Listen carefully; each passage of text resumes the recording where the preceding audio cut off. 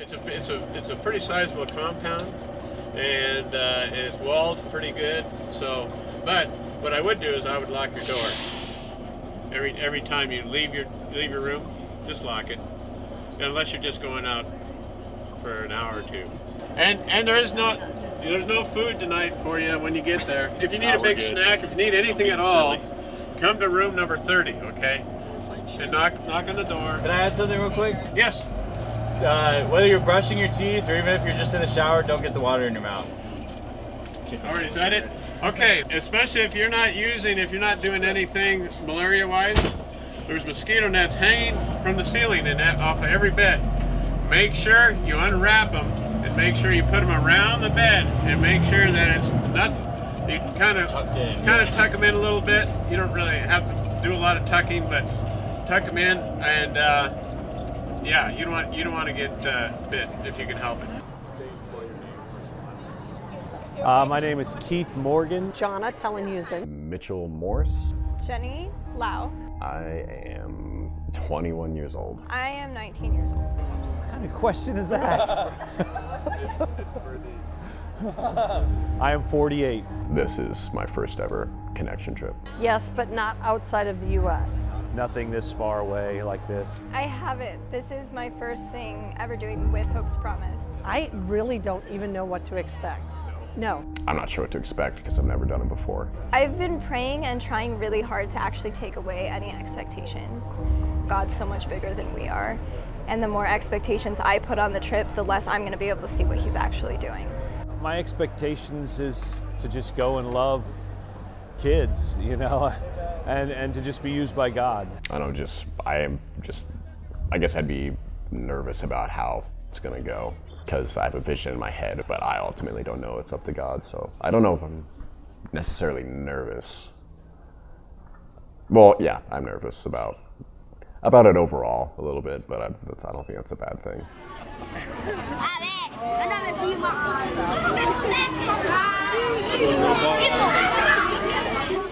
The pilgrim is seeking God.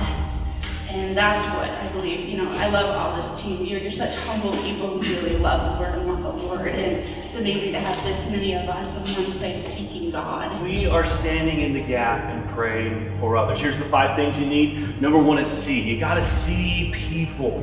You know, you got to see what's around you. So when we're walking, when we're driving, when we're serving, see, you know, the people that are there. Be careful not to get so enveloped in various things that you don't literally see the heart and the lives of others. So you have to see them. It was kind of like an emotional schizophrenia. I mean, there's women with HIV, AIDS, and no husband with 8 children living in a tin shack, maybe 10 by 10. And it's so hard to see, but it feels like pure joy. And it's so fun. And the kids are running around and the parents aren't super scared of you. They want your kids to meet you. And so it was really hard, and it's still really hard for me to comprehend, but it was one of the most beautiful places that I've ever seen in the most strange way, you know? Secondly, you got to listen. You got to hear what's going on in their lives, hear what's happening, take that in and listen to what is happening, listen to what others are saying, listen to their words, listen to even their actions.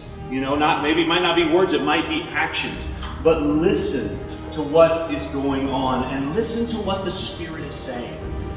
You know, what is the Spirit saying in this situation? As you hear that conversation, listen to what the Spirit is saying. And that leads us to the third thing, which is discernment.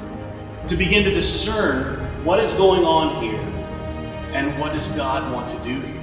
To just really begin to listen to the Holy Spirit working in that situation. That God would give you spiritual insight, and that comes so much easier when you're actually looking and you can see, and when you're actually listening and you can hear.